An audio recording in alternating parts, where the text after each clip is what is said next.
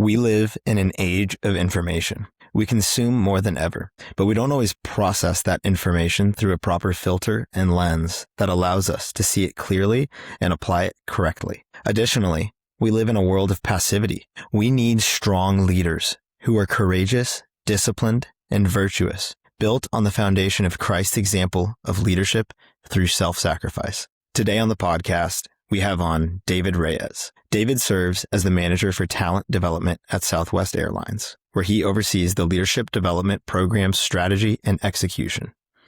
Before his work in talent development, he served in administration in higher education and continues to teach as an adjunct professor for communication and leadership classes. In 2021, David received his doctorate of education and studied the social responsibility and the efficacy of leadership educators and practitioners. He hosts a podcast called Learning Leadership in Practice to reflect on everyday leadership moments. David has been married to Madison for 8 years, and they have 2 children, Judah, 4, and Nora, who is 1. We're excited to have David on the podcast today.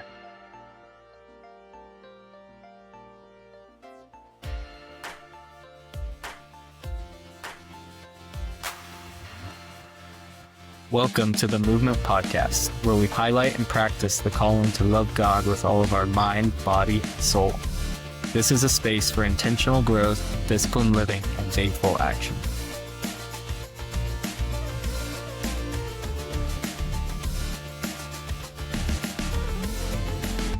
Here we are on episode 2 of the 2x2 Movement Podcast. Really excited for our guest today, David Reyes. David, welcome to the show. Yeah, excited to be. Episode 2 is that's a big one to come in on. So I'm excited, and thanks for asking me. Absolutely. Yeah. And I think there's a little bit of clarity that others could benefit from. There is a common misconception that David and I are brothers. It's confusing because episode 1 was Will Reyes. Believe it or not, Will, David, and I are not the 3 Reyes brothers. David is Yep, there is another one. The long lost brother, if you will. Let's not forget. That's right. So David's our brother in Christ, and that's the family that matters most. But yeah, really happy you're here, David. Right. It's going to be a fun time today. Starting out, really, I would just love to hear a little bit about your background, like going way back. Let's not just talk about work history or anything. I would like to hear a little bit about your upbringing, and specifically, what kind of life did you generally have modeled for you?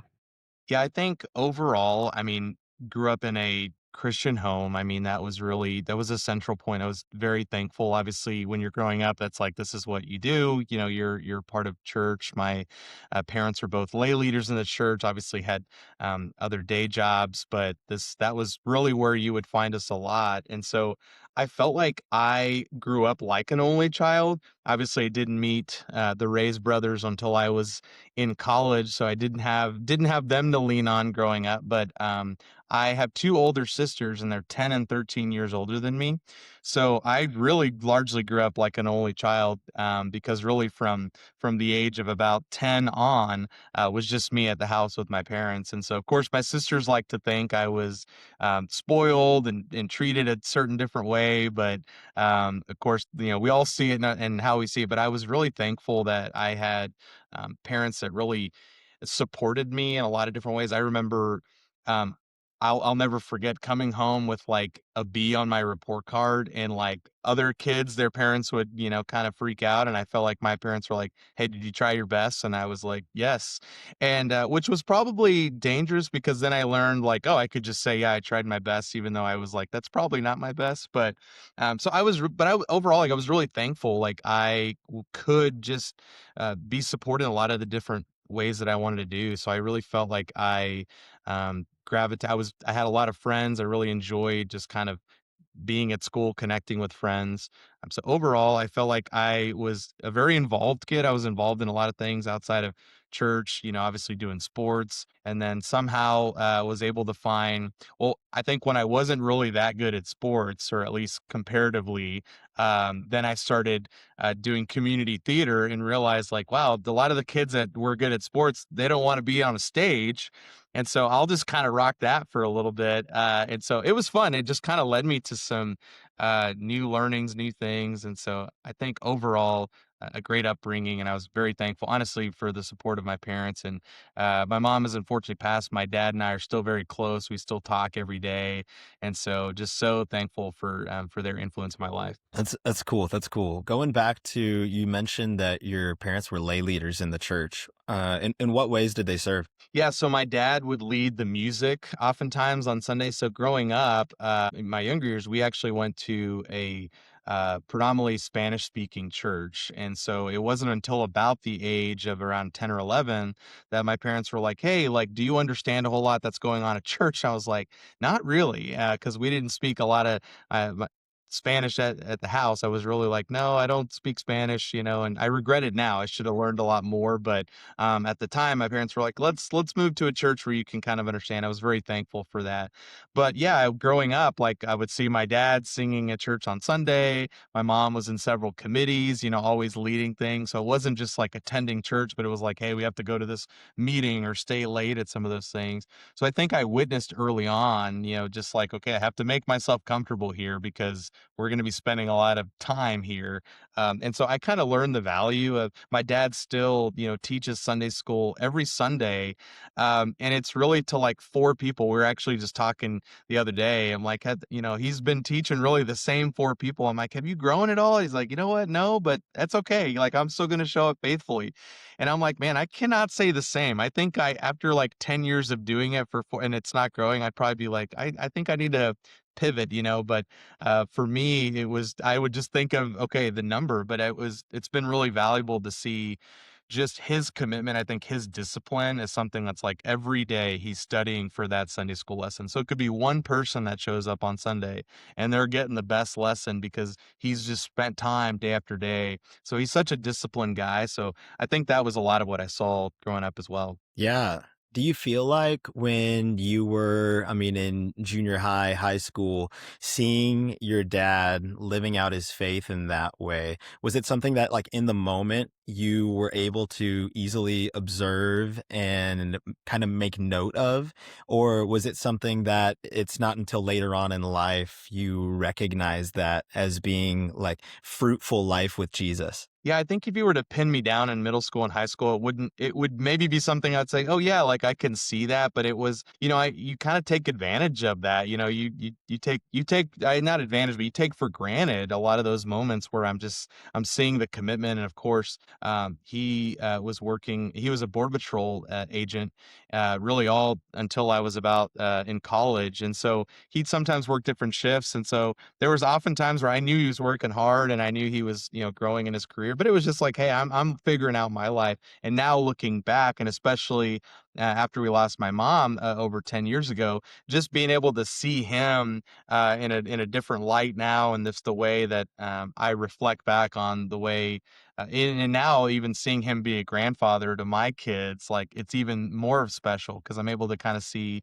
the love that he has for his family and the support that he continues to provide to us. And so, yeah, I see that a lot more now. Yeah. Yeah. That's cool how, I guess, in hindsight, you're able to recognize who he is today as being built upon the foundation that he created when even you were younger.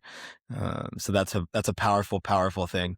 Man, when you think about your time in high school, when we might have been a little bit less aware of everything going around us, what were like some formative experience in your life? What were the things that really made an impact on you from a young age? As a dorky as it probably is to say, when I was a junior in high school, I got to go to this leadership camp, and it doesn't sound as cool, when you're in high school, that's not something they're like, oh my gosh, this guy's so cool. But it was something that I just randomly got selected for, being involved on campus or like in a student council position. Hey, you get to kind of go to this camp, and it's like, hey, this is great, spend a weekend or so.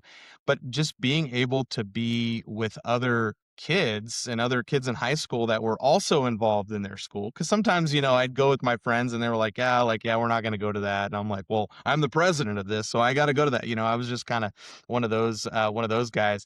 But it was one of those things where I would be around others that were like that, where it wasn't like, hey, this isn't our life, but we just like doing this. Like we're going to kind of lead and jump out and kind of take the reins on some stuff. And then being able to see how others did that in their schools, and then also like hearing presentations on how we can develop ourselves to be a better leader and all of the stuff. I just was like, wow, this is crazy. This is awesome. And then I got to go attend that camp as like a student leader the next year. And that was for me, like I always thread things back to those moments, because that was the first time I was ever kind of aware of like leadership development, or really growth and development as far as that is concerned. That was really the first time I was like aware that, hey, this is a thing. Like this is like we could do this. And I know there's a lot of those trust building exercises that I would do oftentimes at church camp or things like that. But I felt like this was actually like, taking it home to another level. I was like, okay, I'm actually understanding kind of the why around it, rather than like I'm doing it with my friends where it's like we're all just cutting up anyway. It's like now I'm getting to kind of see it through the lens of people around me that actually are very Yeah. similar. And so that was actually, I was really encouraged by that. So that comes to mind as a really formidable moment for me. That's cool. That's really cool. I think back, you're making me think about like what is my origin story, so to say. And it's not Yeah. quite as noble. I always laugh when I think about it. I say, the way that I got into fitness or strength and conditioning or health and wellness is because of the day I went into the pediatrician's office for a regular checkup and he told me to cut back on the apple juice a bit. So I went home and did jumping jacks as I cried. And that was how I got my start in the world of That's health and awesome. wellness. No, that's Yeah, I wish I had that. There's probably some apple juice moments I needed to cut, but no one was brave enough to tell me to stop. So no, that's awesome. hey, my pediatrician was incredible. As terrible as that story sounds, he was a very conscientious doctor and cared for me well. Anyways, let's fast forward a little bit more to your college days. Life is moving on. You have had this exposure to some formal leadership training. Where are you going to school? What are you studying? What's important to you in this time? So when I went to college, and I think a lot of this comes from probably my upbringing. I was really a one-track minded person. So like once I got something in my mind, I was like, this is what I'm gonna do. So I only applied to one school. And it was Dallas Baptist University. And the only reason I picked Dallas Baptist University is like I grew up, most of my youth group days were at First Baptist Church. So I was like, well, I think I'm feeling called to be a youth pastor. I go to a Baptist church, so I feel like I got to go to a Baptist school. This is my logical thinking as a high schooler, right? Thinking about where I should go to college. It's like, I want to be a youth pastor, so I guess I got to go to a Baptist school. I really want to go somewhere that that's a little ways out. I want to move away from home. I was living. I'm from a town called Uvalde, an hour west of San Antonio. Obviously, has become a lot more notable in the last few years due to the Yeah. tragedy, Yeah. unfortunately. So growing up in a small town, I was like, okay, I want to move to a big city. I had some family that had lived in Arlington, and so we started visiting. And growing up Hispanic, like we never went on we never went on vacations where people didn't live in that town. Like I never knew like, oh, we're gonna go visit this city. It was like, we're gonna go visit this city because you have an aunt there or because your grandma's there. So that was my my upbringing in a lot of ways too. So I had some family that moved to Arlington, Texas, and so we started going. And every time we'd visit, of course, we'd go to Six Flags, we go to the Rangers games. And I was like, this is the best place ever. Like I want to do this all the time. So I was like, I want to find somewhere near Dallas that I can go to that's a Baptist university. And so at the time, there wasn't a lot of web pages, like when I was in high school, like it was just a lot of the universities were there, but it was not as easy to search for universities at the time. There wasn't a lot of social media. And so I remember a buddy of mine gave me this Texas Monthly, like search for college book or something. And I found Dallas Baptist University and I was like, oh, that's perfect. Like it's near Dallas, it's Baptist, and I can go to the Rangers games and Six Flags all the time. So that's literally how I picked it. And that was the only school I applied to and I got in. And so I was really dead set. I'm like, I'm going to be a youth pastor. That's what I feel called to do. And that's what I'm going to do. And I went through, I did a Christian studies degree, was able to do a lot of the ministry classes, minored in communications because I felt like, well, I probably do need some other stuff there, but in the moment, I was just like, this is all I'm going to do for the rest of my life, because that's all I really knew at the time. And so I went through that, and shortly there in college is whenever I was approached about staying, there at the university, working in higher ed, and I started I was more like, well, no, I got to go to a church. Like, what? Yeah, I can't really stay here. And they were like, well, I mean, you get a free master's degree or something. I was like, okay, I guess I'll stay here. And so that really led me down it opened my mind really in ways that I just wasn't really thinking about. I came into college. I was honestly excited about never having to do like a math class ever again. I was like, I'm going to be a Christian studies major. Don't be throwing any of that stuff that I didn't like in high school. And what's funny is I was required to take a math class in college, and it was just called math. If that shows you anything of just how upper level it was not, it was just called math. And it's funny now, like looking back later, I had to take like a graduate statistics class for the doctoral program, and I was so nervous about it, and that I studied so hard, and I made an A plus, and I was so excited because I finally overcame like my fear of that. But so that's kind of the roundabout story about math. But yeah, for me in college, it was really just like I got to be youth pastor. This was my mindset, and so whenever I was in school, that was really all I was thinking, and it led me down a great path. But I think it just honestly through those experiences, it allowed me to open up my mind to see like, oh, there's more out there. But that's all I knew, growing up in a church that you had your senior pastor, your music pastor, and your youth pastor. I was like, all right, which one am I going to be? All right, I'll pick youth pastor and then I'll just go from there. So that was really my mindset. Yeah. Yeah. I feel like that is a common experience, especially in a lot of young Christian men who are passionate about their faith and zealous for the Lord.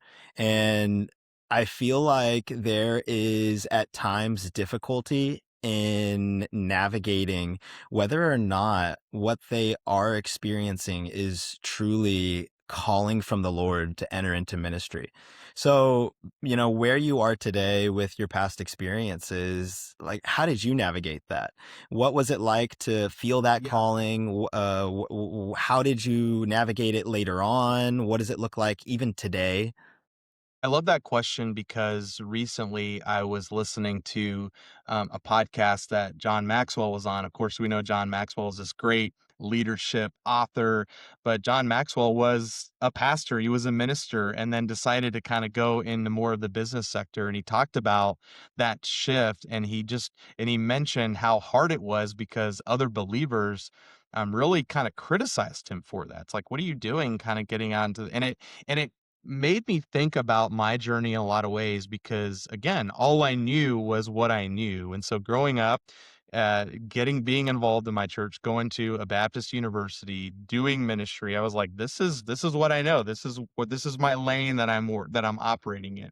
I'd always heard the tales of people changing their major, 10, 15 times or whatever it was. And for me, I was like, I'm not going to do that. I'm going to stay the course and try to see this all the way through. And so by the time I got into a graduate program and I was doing an organizational communication program. And for me, honestly, the only reason I did it was because I was like, well, it's free. I'm working here. I'll just pick this. I need to be able to communicate as a youth pastor, so I'll just do it. And I laugh about it now because I mean, that was like my mindset through it. But I remember looking at, like going through the program and taking like consulting classes and taking courses on how do organizations run. And I remember thinking like, man, I'm really fascinated by this. Like I'm actually excited to read up on strategic communication and thinking about some of these other facets of how an organization operates. And I was like, wow, I really like this stuff makes sense to me.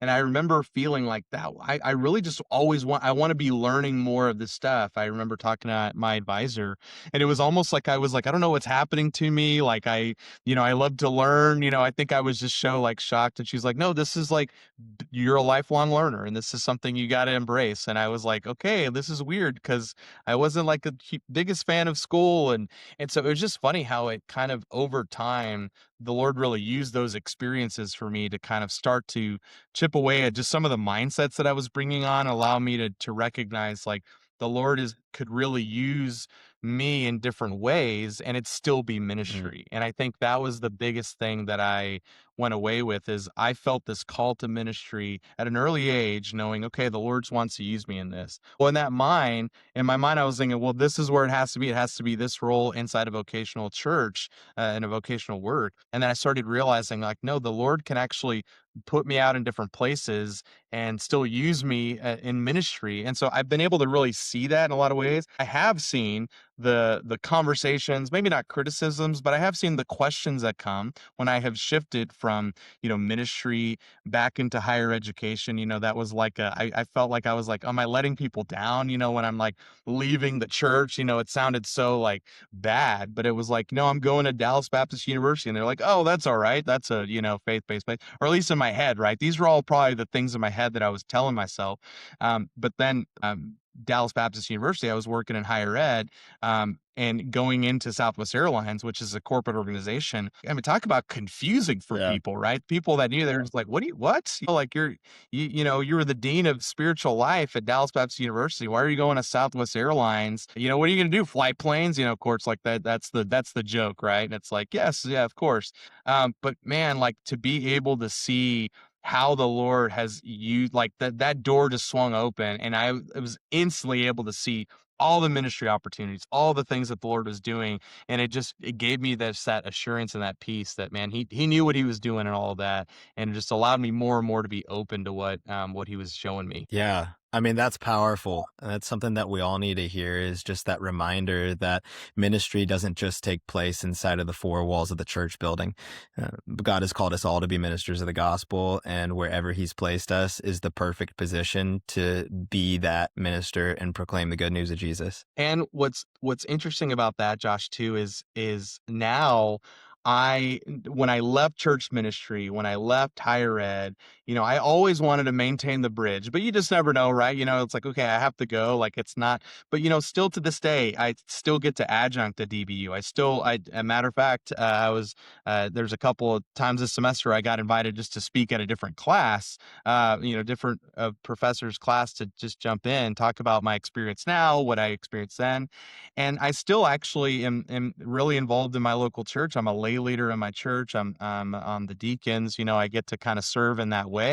But I also have gotten to walk my church in their leadership team through some organizational development. So the things I do in my day-to-day job, I'm able to bring that back. So I look at that and I'm like, God, like if I didn't have all these experiences, you wouldn't have allowed me to probably step into those areas. There was a conference that I spoke at a few months ago, and it was a conference that I would attend when I was a youth pastor, just kind of learning.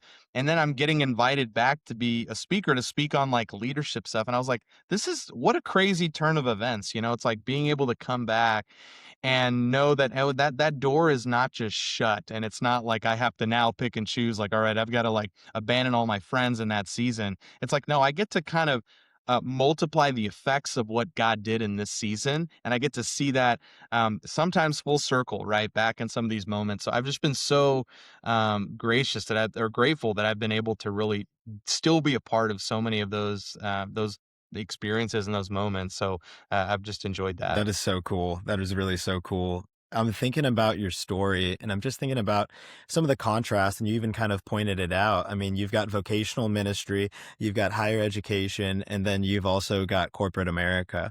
And that's quite the repertoire there with I'm sure, a million different experiences.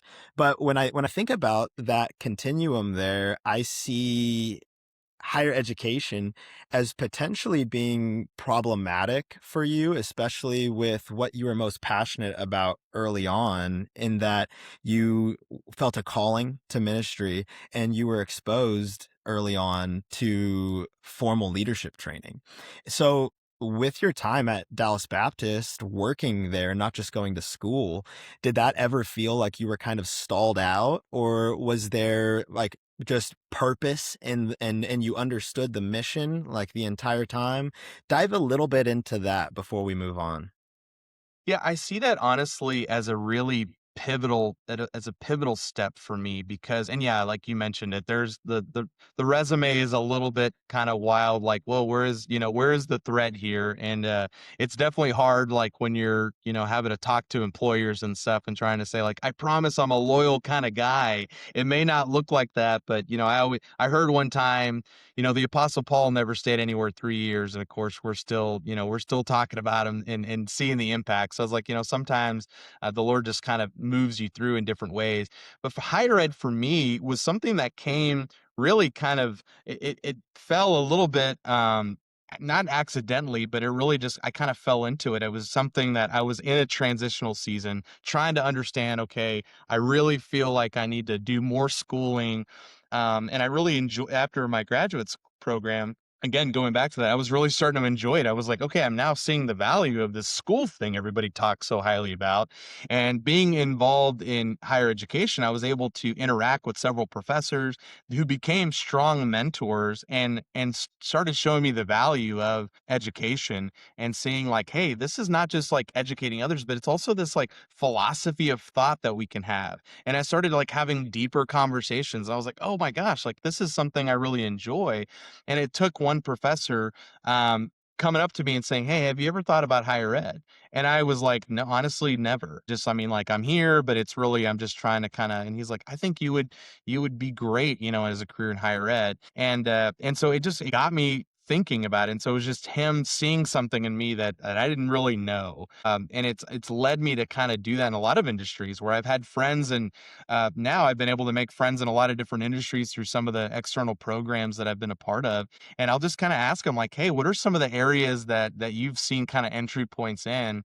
And especially with the leadership stuff, I'm like, leadership is leadership everywhere. I'm teaching leadership development to pilots and flight attendants, and in areas that I really hardly know. I knew nothing about, and there's still a lot I don't know.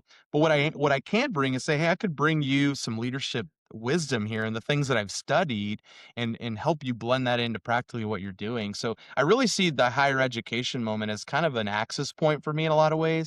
And really because it became something that really was a bridge for me into corporate America. Because I think if I were to really come to Southwest Airlines saying, hey, I was a youth pastor, I really like leadership development, I want to jump in, probably would have been a greater challenge. But being able to say, hey, I not only teach leadership, I love people, but I also have developed programs. I've done a few things that kind of allowed me to show off like some project management skills and things that I was able to showcase coming into to a corporate job.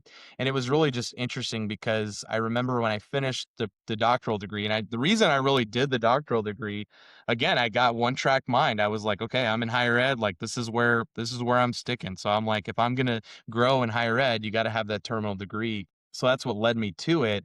And then after that, it allowed me to say, well, hey, now that I have this, I'd really be interested in how this applies in work and corporate America, because it always just seemed like something so foreign to me. Again, because my only math class was math, so you don't see a lot of organizations, looking for people at the career fairs that just took math. And so in my mind, I'm like, that's never going to be my life. And so now all of a sudden I see an entry point into there.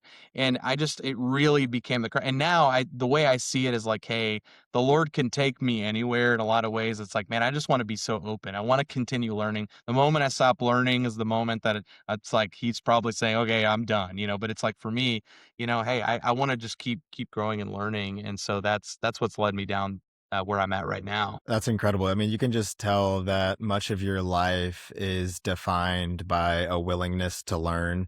And I feel like it was recognized from a very early point in that person that just said, like, David, you're a lifelong learner.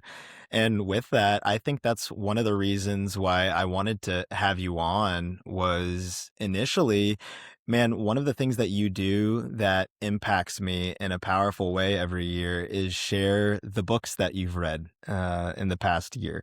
And for anyone who doesn't know, David has been for how many years now? This was like my fourth year Okay. doing that Yeah. challenge. So David has each year been reading his age. So what are we up to this year? So this last year I turned 34. This year I'm turning 35. So yeah, the premise of it is however old I am, that's the number of books, I'm challenging myself to read. And so the idea is obviously is every year I grow older, that's more and more books I got to read. I think the premise of it is like if I'm going to be a lifelong learner, that's like I got to be, reading more and more. So it started out as really like I didn't know what number, book to challenge myself to. I was like, well, I'll just do my age at the time, and then every year I've just kind of done that. And it's really just been fun to kind of work through that. And so yeah, I've enjoyed that. And I appreciate you sharing that. It's funny now because I've started posting the books, and yeah, like people have shared with me like, oh, I'm excited to see kind of the books you read. And it kind of makes me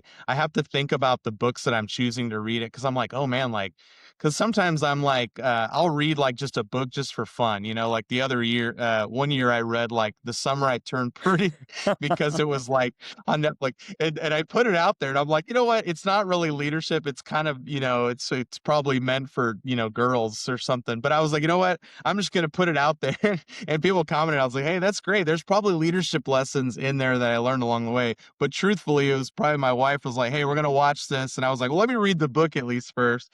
And so not to say every book is like awesome, but I'm like, hey, it's a book I read, so I put it on the challenge there. Man, I mean, it's incredible. I think that one of the ways that it's impacted me is, well, to be honest, I see that and I think to myself, that is so astronomically high. Like, I can't imagine getting through that many books, both like written and audio. And I just think to myself, like, it's impossible. But even as we're sitting here talking about it, there's something in my mind that's telling me maybe my problem is not that I'm setting goals that are too high, but maybe my bar is set too low. So, how do you manage that, with just the sheer volume of content that you're taking in on a regular basis? Is it something that you struggle with in order to hit that number? uh, you have to just rush through it, or do you have ways and methods of making sure that you're really absorbing this information, you're processing it? Because I think that's something, we all want to grow in our consumption of taking in good material.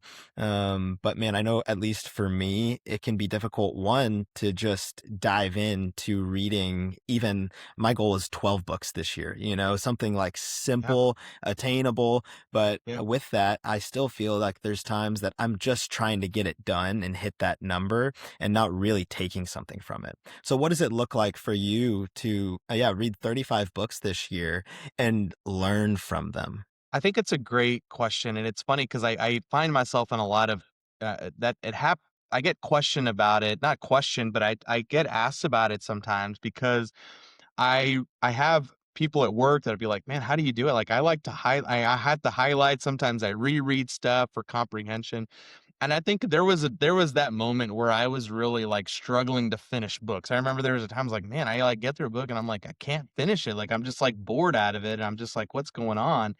And for me, practically, audiobooks have really helped me a ton. And I would say it's been, I call it kind of an acquired taste. Like it was always something I enjoyed, but I started to kind of really resonate with like, hey, this is something like I'd rather really kind of listen through these concepts than maybe it's like I'm not every book I'm not having to really like highlight through, because I used to do that. Every book I read, I had a highlighter in hand and I would kind of highlight through it. And I started ideas and main points and kind of go back to them. And I was finding myself remembering about them later. It's like, oh yeah, I can't remember exactly what section he talked about it in, but I remember kind of these moments.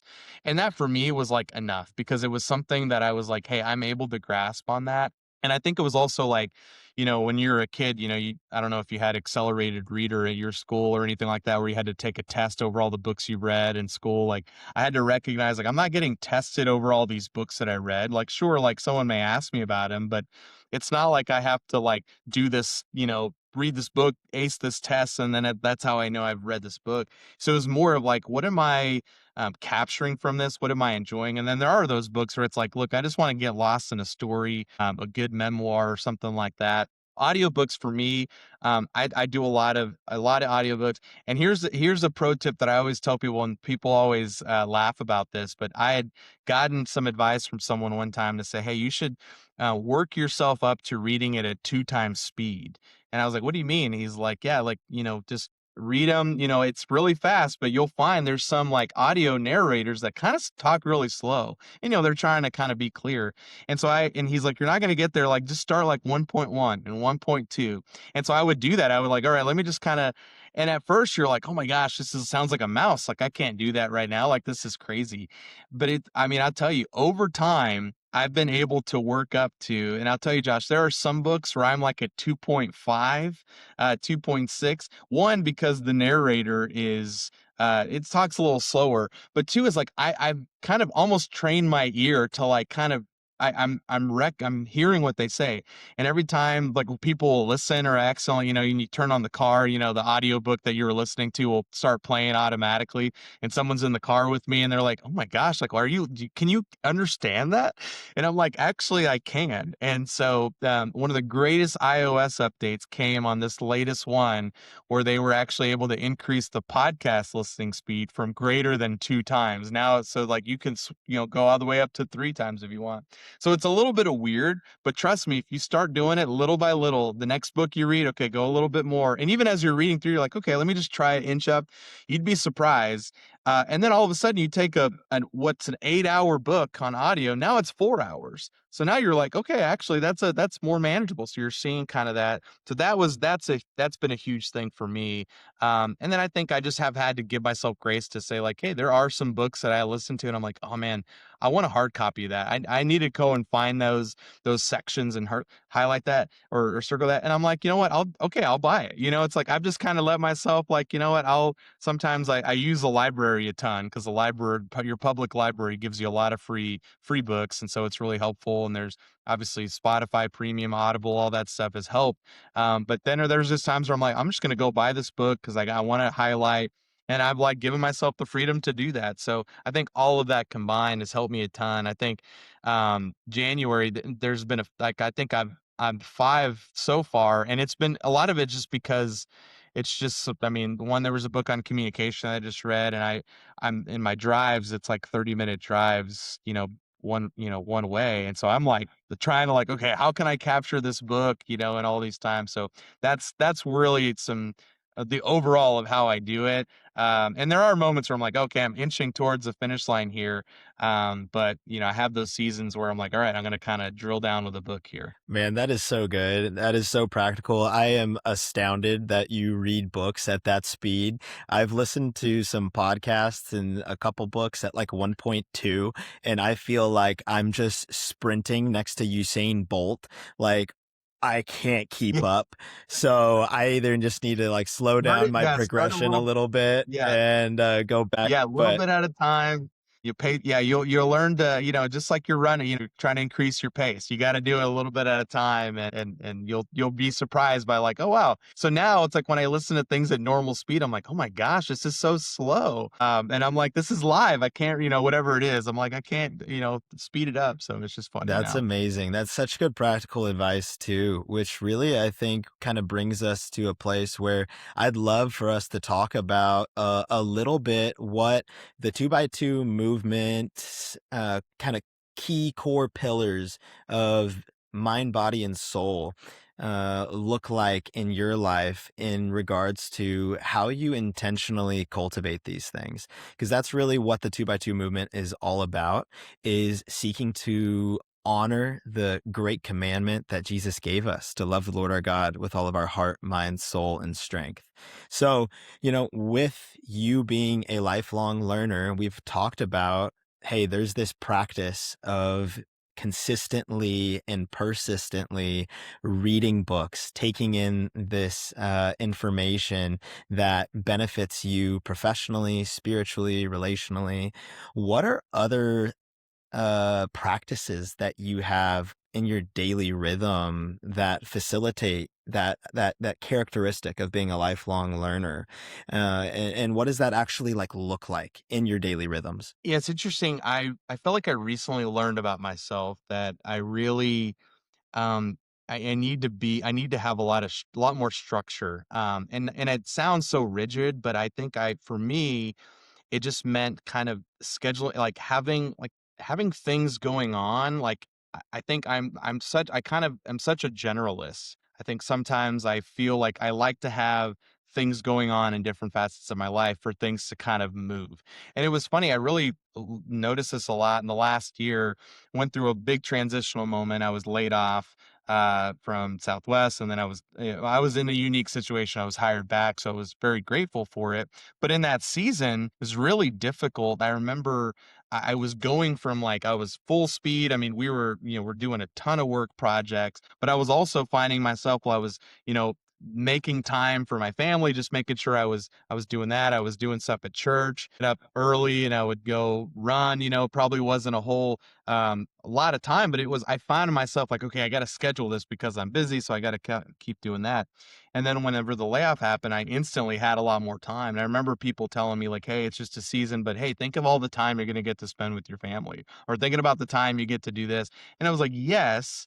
But I remember waking up thinking like, I don't want to do anything today. Like it was just crazy because you're in this kind of moment. And even in those times where you have a lot of time to do stuff, like I found myself like, I don't actually want to go to the gym today, or I don't actually want to play or, play with my kids. I was just like, the energy was just not there. And then now that I'm in a season where it's like, okay, like I, I feel things are going well at work. I feel like I'm able to pursue some projects, do some reading, do some learning. I find myself, I'm like, okay, I can't wait to go play with the kids when I get home, here in a little bit. I can't wait to, hey, get up, go to the gym. I feel like I was excited the other day. I found like a new routine where I was like, okay, I got got my bag. I'm going to shower at this time, do all the time. And that was something that I just never really, I started not having the energy to do when I wasn't doing a lot. And I heard a quote that said, if you want something done, find the busiest person in the room. So one of my friends told me this, and I think, you don't want this to be like a permission thing to be like, oh, you can live a busy life and never, you have to have some structure. But for me, I learned like, yeah, like honestly, I get more done when I have a lot going on, because I think it allows me to be really intentional about that, because it's just, I want to make sure that I'm able to do it. So it's just kind of weird, right? Because like I feel like, well, if you had more time, like I could do all the stuff, but it's like when I have more time, I don't want to do all the stuff. So I've recently learned that about myself. I don't There's probably some, psychological stuff to it, but that's what's helped me in a lot of ways recently. That's cool. That's cool. I like that. There's this principle that I've tried to apply in my life that's built off of Newton's laws of physics, in that an object in motion tends to stay in motion. And so I'll oftentimes tell my wife, Alexis, like, hey, I'm in motion right now. Like, I'm going to keep doing things until it's time for me to stop for the day. And that's when I know that it's okay for me to just stay still. But until then, I'm just going to be disciplined to stay in motion, because I know that that's going to be the time that I'm going to be the most productive and continue to get the things done that I need to get done. So I think that's a powerful, Yeah, powerful I thought. like that. Yeah. Yeah. That's helpful, and I think that, yeah, I think that makes a lot of sense because, yeah, there are it is that motion where it's like, okay, I'm kind of driving in and I want to be able to like at the end of the day be like, okay, I was productive. I did some things. I don't know, just there's something that so that I resonate with that a lot. Yeah. Man, you mentioned you just started a new routine or you've been getting back into the gym. It brings up a good question relating to the body. It would just be simply like, how would you describe your relationship with your physical body today? And has that changed over time? Yeah, it definitely has. I mean, it's one of those things where I for me, it was it's always running. I've always really enjoyed running, and I think for me, it was such a mental release. I would just kinda run and love picking a playlist, and then now with the audiobooks and stuff, I'm like, "Alright, perfect, more a little bit more time to read or listen to a podcast," and it was just something that felt, like, easy, like, "Okay, I know what to do." I just start kinda running, right? Sometimes I'd go to the gym, and I'm like, "I don't know what to lift here," or I'd be the guy looking at the little pictures on the, cardio machines being like, "Okay, what is that leg going that way Yep. or that way? I don't really know what's going on." And so it just became an easy thing. And so I've just kind of stuck with that. I'm like, okay, this is what I enjoy doing. And that has helped me a lot because it's allowed me to kind of grow in that. So it was really during the pandemic. Again, I was, we're having being in higher ed, we were having to be there, every day. We had students on campus, but coming home, I'm like, all right, I'm gonna just go run. I needed to get outside. I need, not a whole lot was open during that time. So that really paved the way for me, like running every day and just doing something every day. And I think that was a pivotal moment for me. You mentioned going to the pediatrician. For me, it was going to the doctor, where a time where I was like, I wasn't really taking care of myself in a lot in that way. And I started to really feel it. I started to see it. I kind of knew that, but it was one of those things where I was like, I don't really know how to get out and how to. And I remember we were about to have our first child, and I remember just thinking like, man, I want to be here for my family. And I remember we at work, we would have to do this, it was kind of this test every year. We had to kind of check, for your insurance and stuff. They would do the blood test and kind of give you all your levels and everything like that. And I always felt like, oh man, here we go. This is going to tell me, I'm going to die in 5 years or whatever it was. And here's where the organization tells me you're too much of a risk, at health insurance, blah, blah, blah. But I remember like taking that and I just started, as I was running a ton, I was doing a lot of that. And, there was moments where I was like, I'd do a race and it was really fun. I started really enjoying like the half marathons and stuff like that. It was really fun for me. And I remember though getting my first kind of blood test after, when it was time to do that wellness check-in or during the physical. And I remember like seeing that like all green, like where it was like all good levels. And I remember like my wife just telling me like this is what you're doing it for. Like there are far more things that are having a great effect than just kind of whether that number on the scale, but also like, yeah, you're feeling great, but it's like, look at all this stuff that's like that you were able to move the needle on that just by that running. And that it showed me something. I was like, wow, like, and that to me told me a story that it's like, I get to be around my family a lot longer, right? Obviously, like we know the Lord's going to do what the Lord's going to do, but it's like that to me told me the story that I'm here for my family and that's going to help me go. So that really, that really became a pivotal moment for my life in there. So it's given me kind of the framework to use there. And now it's just been like, okay, like coming off of that transition season, again, like where I just didn't feel like I wanted to do a whole lot, stepping into a season where it's like, okay, things are moving and grooving. I want to be able to kind of get that scheduled and get excited about it. So really, I enjoy running a ton. That's what I've enjoyed a lot. And so but I also enjoy getting to learn about like what I eat a lot more. And I know there's been a lot of times where, you've even come into our organization and helped us kind of think about some of those, how we just think about the foods we eat, stuff like that. So it's those types of things have helped me a ton. And so I'm really excited to kind of continue that more, but that's really where my experience has been. Man, I think there's two things there that really stand out. It's one, recognizing recognizing that running allows you to do something every day.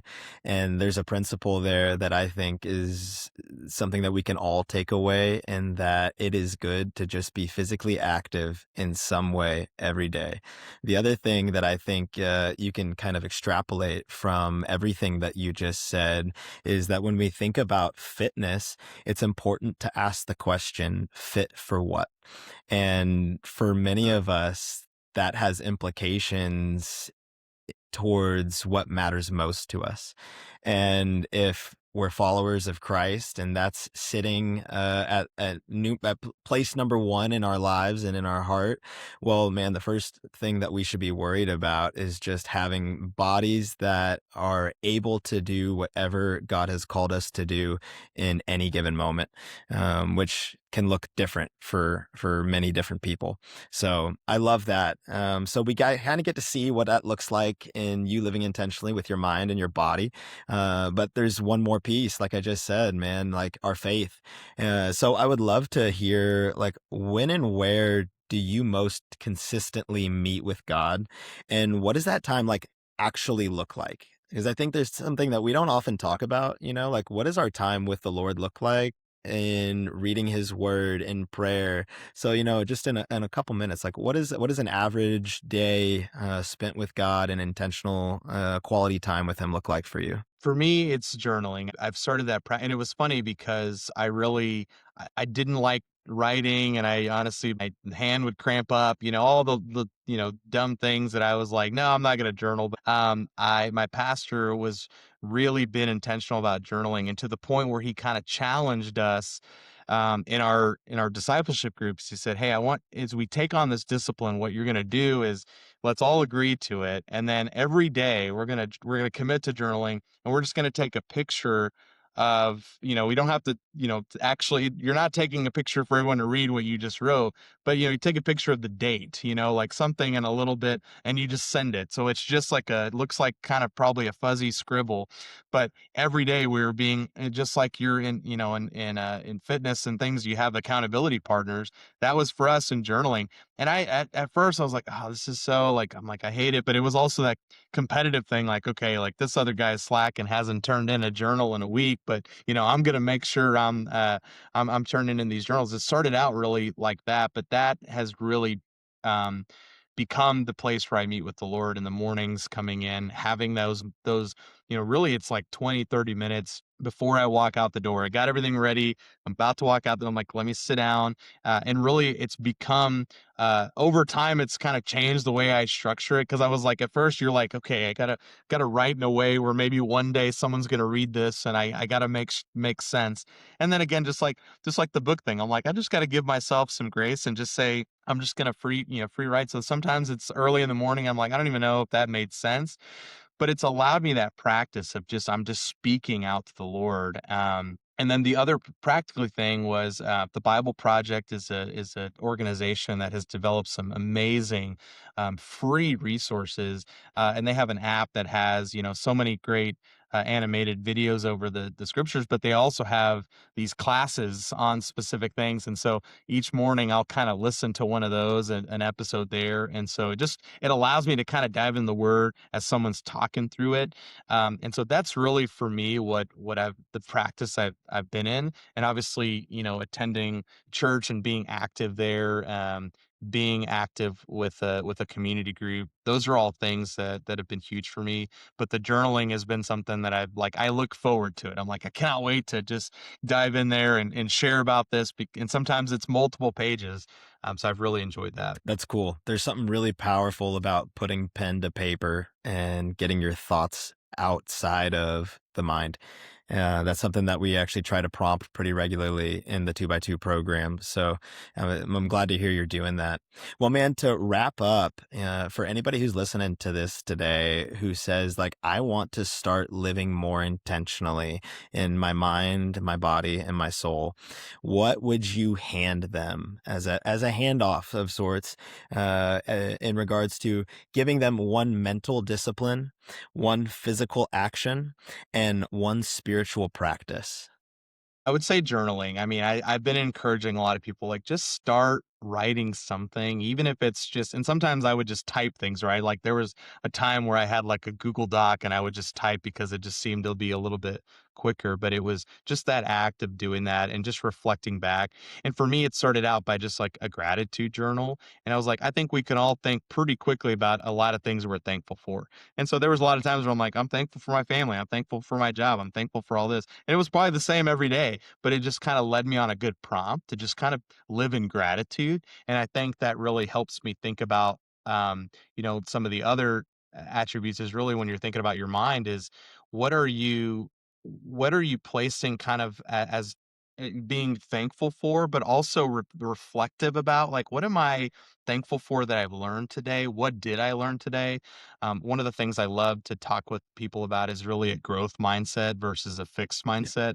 And that's something that I try to read a lot about, but I always like find in those moments like, okay, what am I really have a fixed mindset on? And a lot of it I talked about earlier is that one track mind. So the growth mindset for me has been able to say, okay, what can I get out of this that I'm not really expecting to get, but what can I try to get out of this? What lesson can I learn? And in the moment, it's really hard, especially in a disorienting moment in your life where things are like, what's going on? And I don't get it, or I don't know why this is happening to me. Those moments of saying, okay, how can I almost growth mindset myself out of this? It is a lot of questions to yourself, tough questions, asking others around you. And I would say physically, it is, I would say just the act of talking to others, being open. I was sharing with you earlier before we started recording, kind of I call it I called it audio reflections earlier because I felt like everybody has a podcast. So maybe if I just say, hey, I'm reflecting audio or audibly, it sounded a little bit like I'm like, oh, David just started a podcast. But I started a podcast. And for me, it's allowed me to really just share of my reflection, share my learning. And so I think what I would also challenge is like, then just share that out because you have no idea what others, and do it in a way where it's very like you're learning through that. A lot of times I try to just ask more questions than I have answers.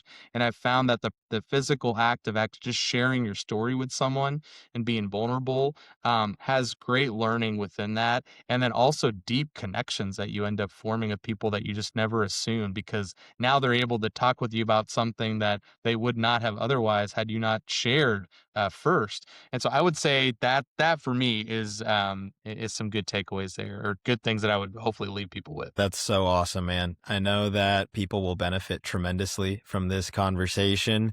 And, our hope is that someone will listen to this and be inspired, not feel guilt or shame and that they don't read as much, that they don't listen to as much, that they don't learn as much, but instead that we would just feel a new sense of vigor and calling to live out that great commandment that Jesus gave to us.